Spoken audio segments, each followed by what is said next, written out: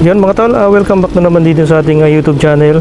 At syempre, yun, sa video ito ay pupunta tayo ng itaas. So, iakyat natin tong ating Rosy Chariot dun sa may mataas na porsyon. At gagamitin natin yung kanyang low gear. So, kargado tayo dito sa likod. At medyo mabigat-bigat yung ating dala. So, abangan niyo yung vlog natin na to na susubukan natin sa Matarik. No, so bago yung ating clutch sliding. So sa mga hindi pa nakapag-subscribe, please subscribe na po sa ating YouTube channel at paki-click na rin po ng notification bell dyan sa baba ng ating YouTube channel name. So nandito na tayo sa may mga Kamaisan. So ayun, ang daanan natin drop road, malubak at napakatarik. So ayun, dito natin malalaman yung lakas ng ating Rosy Chariot sa Matarik na to na lugar. So yun, lagi natin sinasabi na ang low gear ginagamit natin yan sa pataas, hindi sa palusong. So may mga gumagamit din ito sa palusong kaya mabilis masira yung kanyang low gear, yung gearbox nya. So yun, dito na gagamitin natin yung ating low gear kasi medyo kargado tayo. Siguro yung ating karga nasa 500 kilograms. So mabigat-bigat na rin. So baba ko na yung kanyang low gear para makaahon na tayo. So segunda lang dito ang kinakambya ko pag naka low gear. So kasi pagka naka primera ay umaangat siya pag naka primera. So segunda kayang-kaya naman, hindi naman siya umaangat. So yun, tingnan niyo yung ating pagbuelo. So hindi ko naman pinapabilisan, yung saktong paakyat lang kasi pag sobrang bilis naman ay nalalamog yung ating pasahero sa loob. So sakto lang yan guys, hindi siya gaano kabilisan. Sinasabayan ko lang din ng piga hanggang kinakaya niya naman. So yung iba kasi bumibelo ng mabilis. So ang tendency pag bumuelo tayo ng mabilis ay baka kumimbang-kimbang yung ating chariot ay at pwedeng matumba o umangat. So yan, hindi tayo nagpapa mabilis. So pagdating sa taas ay pwede natin ikambya ng kinta o di kaya ibaba natin yung kanyang high gear o itaas natin. So yun, green na green yung kon dito, yung damo.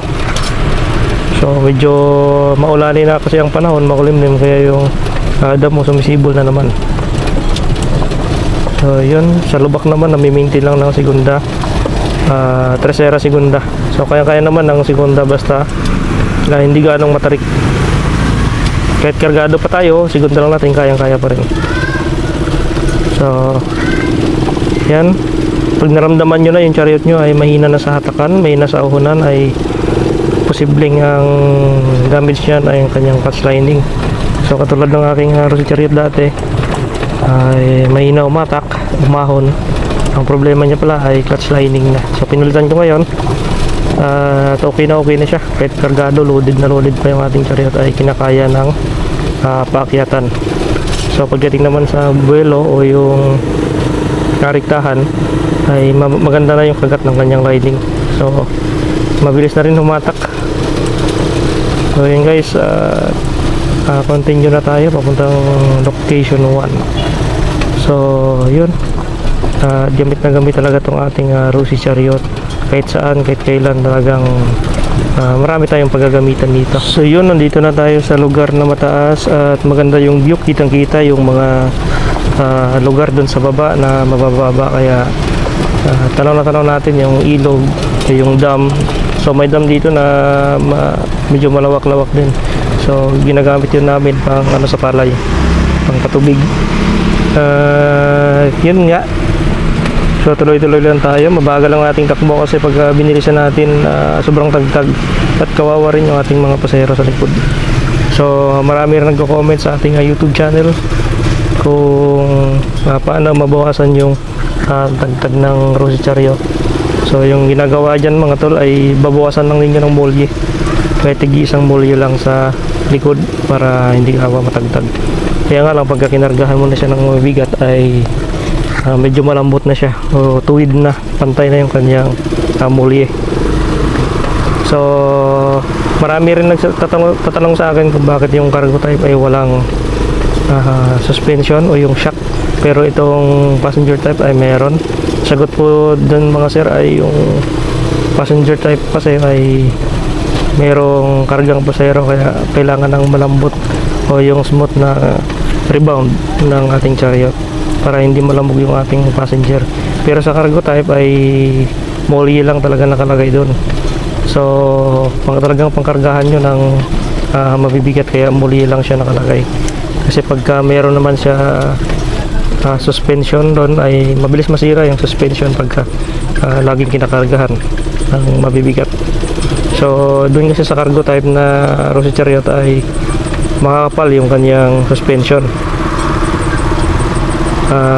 Talagang umaangat yung likod ng chariot dahil dun sa kanyang molye. So dito naman sa sa passenger type suspension, siya ang nagpapaganda ng rebound o yung pag rebound hindi bumabalik o pumipitik yung ating chariot, kundi yung nagbibigay siya ng smoothness na rebound, kaya hindi siya matagtagawa pagka may pasahero tayo. Pagka walang alang karga, doon mo maramdaman yung tigas ng ating shock sa likod. Pagka walang passenger, kailangan talaga may karga. So yun lang yung ating masishare sa inyo sa may mga Rosy Chariot at gumagamit din ng 3-wheel na to o yung trike na to. So talagang gamit natin kahit mag-igibla tayo ng tubig, pwede natin kargahan, mamalingke, pwede natin magamit mamalingke. So ngayon lang yung maganda sa chariot, talagang maraming paggagamitan. So pagdating naman sa fuel consumption ay matipid din naman siya. So 4 na araw ko yung nagamit yung full tank niya, no? Isabela to 2 gig raw. Minsan may tira pa na gasolina. So 24 to 30 kilometers yung binabiyahe ko balikan araw-araw yan. So napakatipid din ng trike na to. So yung iba kasi sinasabi nila na bakit daw magastos. Siguro yung inyong carburetor ay hindi nakatuno ng maayos, kaya ang kanyang kain ay puro rich sa gasolina. So kailangan nyo ipatuno yan sa mga magaling magtono ng carb para maganda yung mixture ng inyong fuel and air. Kasi carb type tayo guys, hindi tayo naka FI. Pagka carb type, lagi nyong palinisan yung carb pati yung air cleaner ninyo, kasi dyan humihigop ng hangin papasok sa ating carb. Kasi pagka the more na madumi yung ating air cleaner ay magastos sa gasolina. So pigil yung paghigop niya ng hangin at hindi maganda yung kanyang takbo, pupugak-pugak. So yun, dito na tayo sa gate. Subaybay lang ninyo yung ating pagpapunta doon sa isang location natin. Yun, at marami rin nagtatanong sa atin kung mabilis ba ito sa highway o yung sa semento na daanan. So masasagot ko lang guys ay ang nasubukan ko, ang top speed ko nito ay nasa 70 kph lang. So medyo wild na yung makina, kaya nasa 60 lang ang pinaka mabilis ko dito. Pero okay lang naman, saktong takbo lang. Hindi gaano maano sa makina, hindi gaano galit ang makina pagka 60 kph lang tayo. So okay na rin yun. Ligtas pa rin yung ating makina.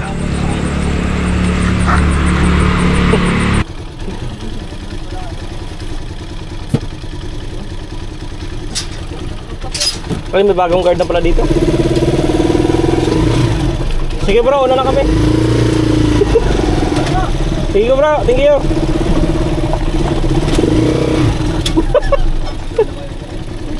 Tandok sa, baka buyak.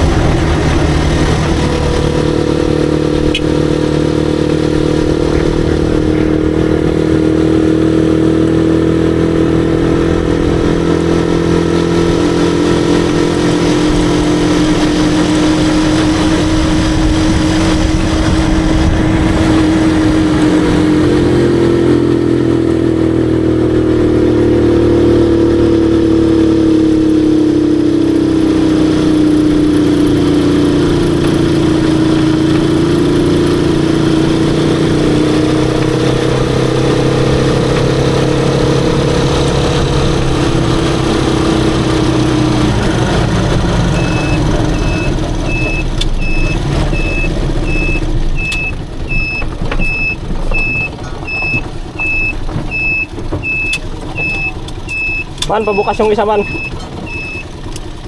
Yan, very good.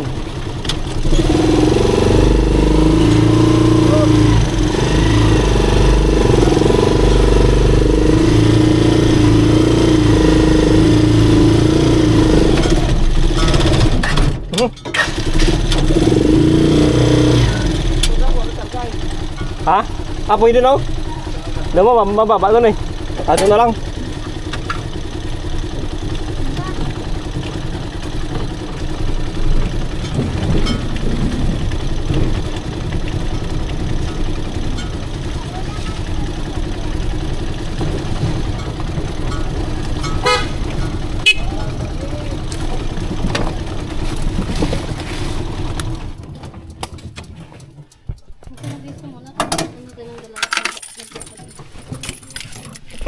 Hmm?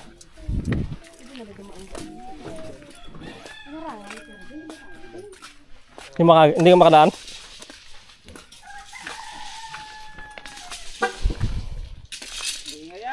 Binawasan mo, Kerwin? Ha?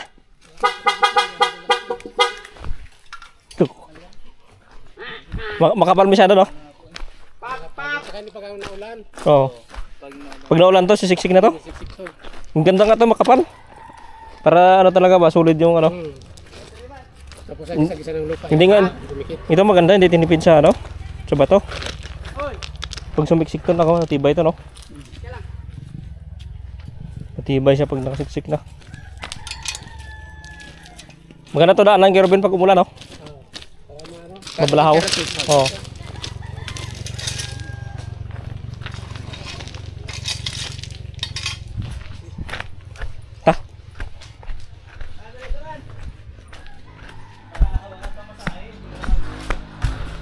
Ano sabi? Emergency. So yun mga tol, at balik na tayo. So nandito yung ating dalawang Rusi Chariot naka-standby. So pinarada muna natin dyan.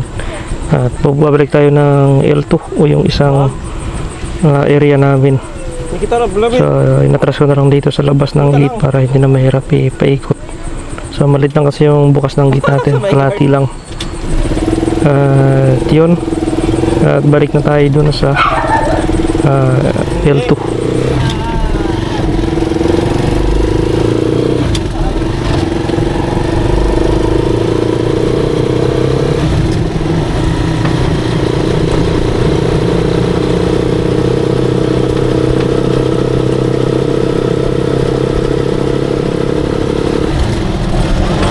Dito mga tol, makita natin yung view, ang ganda oh. So kitang kita yung lapad ng Maisan, kitang kita yung lapad ng kabundukan dito sa area na to. So ang ganda ng langit oh, blue, blue na blue. Yun. So dito maganda mamasyal sa area na to. Dahil nakikita natin yung mga lugar na nasa ibaba na porsyon. So yung dinadaanan kasi natin ay mataas na area, kaya natatanaw natin yung mga kamaisan. So dito kasi may pailan-ilan pa na Jimilina na nakalagay, kaya nakatanim, kaya medyo makulimlim pa at meron tayong masisilungan dito sa papuntang L2. So marami rin dito mga wild chicken, mga ibon na pwede makain, no? So yun, nandito tayo sa papuntang L2 na.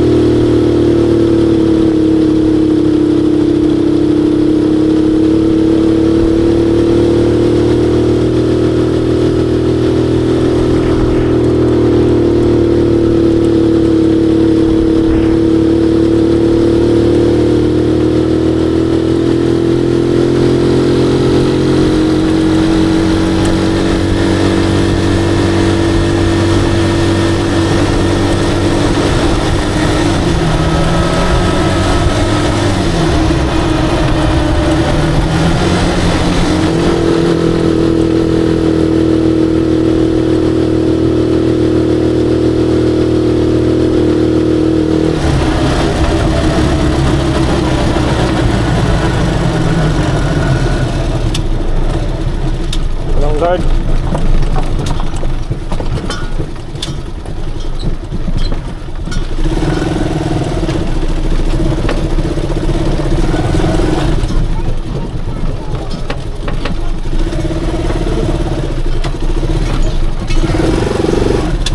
Lipat ka dito.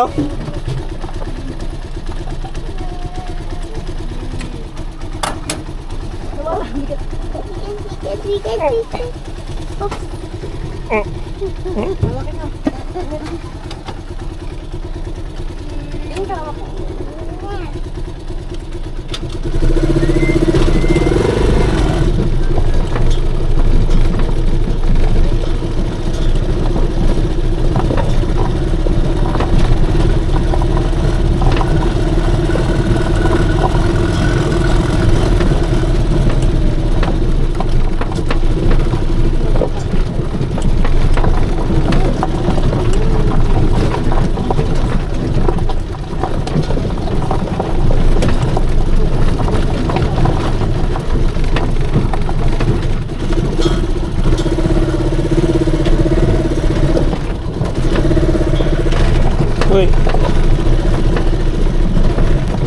Tawag ikaw malapit ko. hawak, hawak.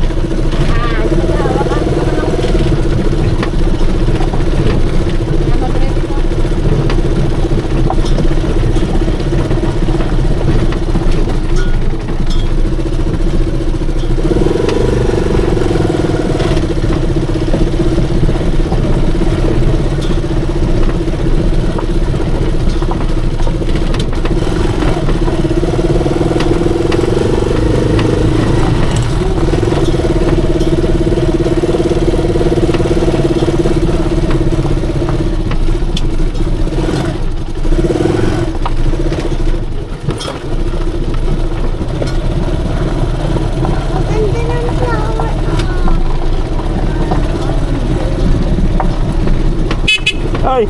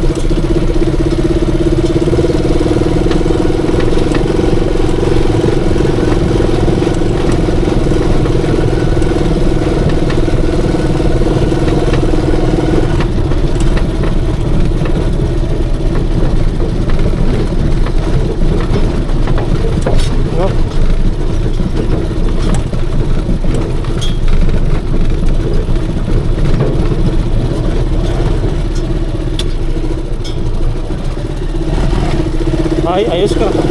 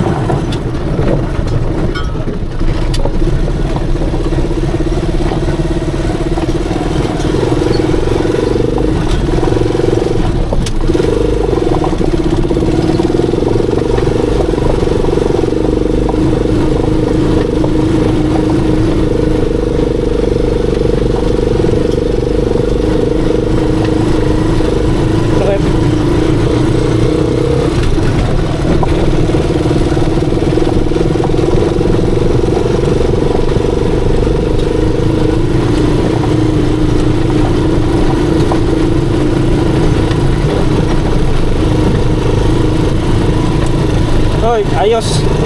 Pasubsob ko dyan.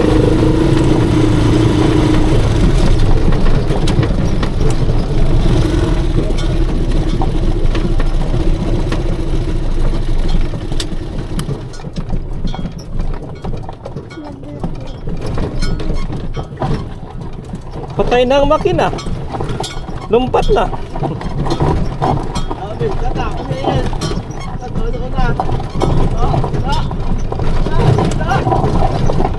Hindi nyo nalat na madisgrasya ka po.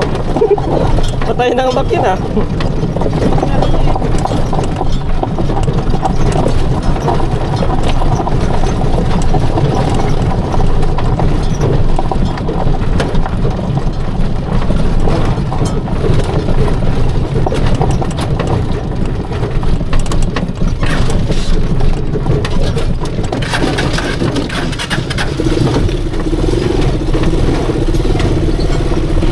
Wow.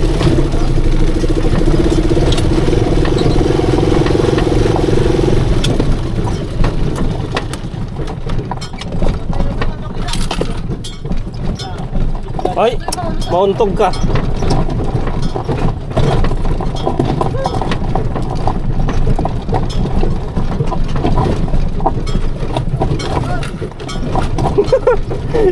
So ginalo ko lang sa sunod, chariot ako.